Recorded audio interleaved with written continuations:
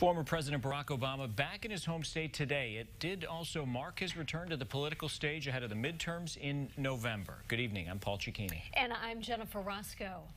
He was at the U of I to get the Paul H. Douglas Award. It's for ethics in government.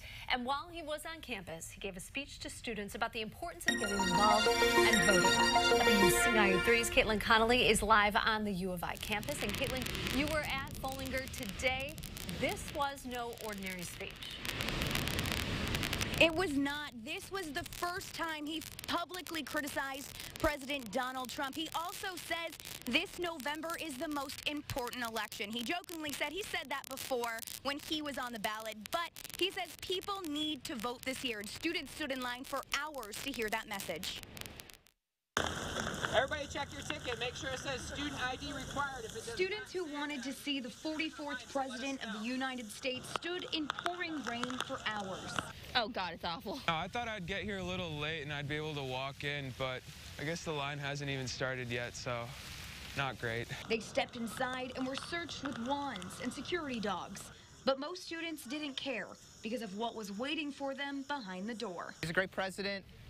We miss him, and he was pretty sweet. Obama is really a very good president. I really want to meet him. He's like an idol for me, like for a long time. Several lawmakers and leaders were also seen walking in and had a front row seat, all waiting for this moment.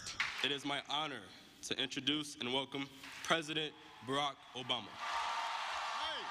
It appeared Obama was just as happy to be back in his home state. It's good to see corn. A little under 1,000 students were allowed inside, but more than 22,000 signed up to go.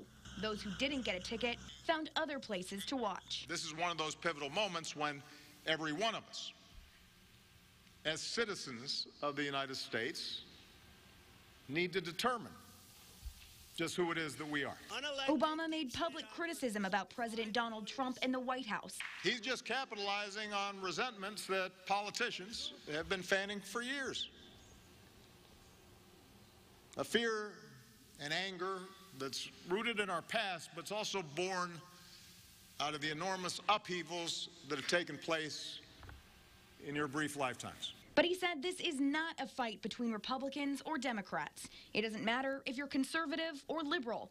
It's about the change you can make through voting. Even if you don't agree with me or Democrats on policy, that you should still be concerned with our current course and should still want to see a restoration of honesty and decency and lawfulness in our government.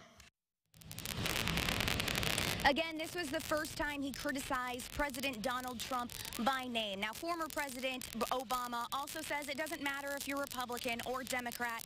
You should never threaten the freedom of the press just because they say things or publish stories that you don't like.